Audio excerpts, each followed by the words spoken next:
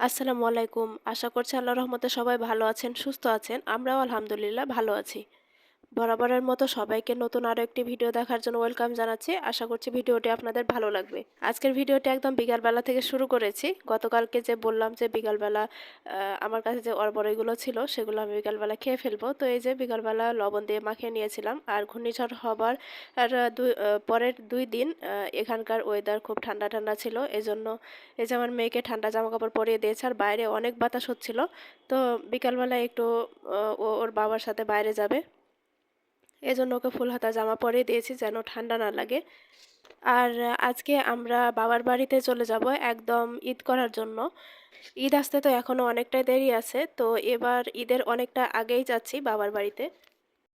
ঈদ করে এবার বাসায় চলে গেলে একদম ৬ মাস আর বাবার বাড়ি এদিকে আসা হবে না। এজন্য ভাবলাম যে কিছুদিন আগে যায়, আর মানার বাবাও এই চিন্তা করেই কয়েকটা দিন আগেই পাঠিয়ে দিল আমাদের। তো যাই হোক, এই যে সকাল হয়ে গিয়েছে এখন, আর কিছুক্ষণ পরে আমরা বাস থেকে নেমে যাব। রোজার ঈদের পরে বাবার বাসা থেকে চলে গিয়েছিলাম। তো মাত্র কয়েকটা দিনই হয়েছে, আর এখন যখন আসলাম তখন মনে হলো যে না জানি কতদিন পরে নিজের এলাকায় আসছি, নিজের জায়গায় আসছি। তো এই যে আমার মেয়ে সিটের উপর ঘুমাচ্ছে। আর আমার তো জার্নি করে অবস্থা একদম কাহিল হয়ে গিয়েছে আমার মেয়েকে নিয়ে। আসলে ছোট বাচ্চা নিয়ে যারা জার্নি করে তারাই জানে যে আসলে কতটা কষ্টের।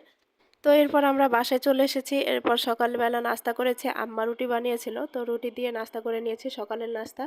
আর তারপর দেখলাম যে বাইরে মানুষ লাগিয়েছে আমাদের গলিটা, মানে বাড়ির বাইরে যে জায়গাটা আছে সেই জায়গাটা অনেক বড় জায়গা, তবে মানুষ না থাকার কারণে বাসায় তেমন একটা মানে মানুষ যেহেতু নাই, এগুলো জায়গাতে হাঁটাহাঁটি খুব কম হয়, এজন্য অনেক ঘাস বা আগাছা অনেকগুলো গাছ বের হয়ে গিয়েছিল।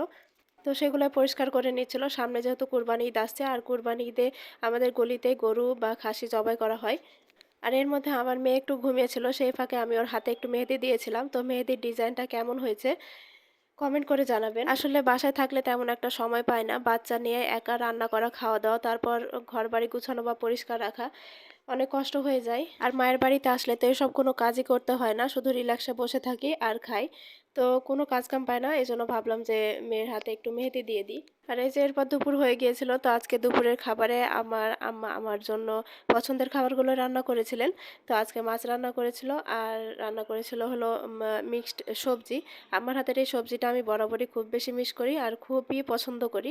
তবে আমি নিজে এরকম করে সবজি রান্না করতে পারি না, তাছাড়া হাজার হলেও মাটির চুলার রান্না তো অনেক বেশি ভালো লাগে খেতে। আর এদিক দিয়ে আমার সবচেয়ে পছন্দের তরকারি হলো সরি মিষ্টি কুমড়া শাক দিয়ে চিংড়ি শুটকি। তো সেটাও আজকে আম্মা রান্না করে দিয়েছিল। তো আজকের ভিডিওটি আর বেশি বড় করছি না, দুপুরের খাবার খেতে খেতে আপনাদের কাছ থেকে বিদায় নিয়ে নিচ্ছি। সবাই ভালো থাকবেন, সুস্থ থাকবেন। আল্লাহ হাফেজ। আসসালামু আলাইকুম।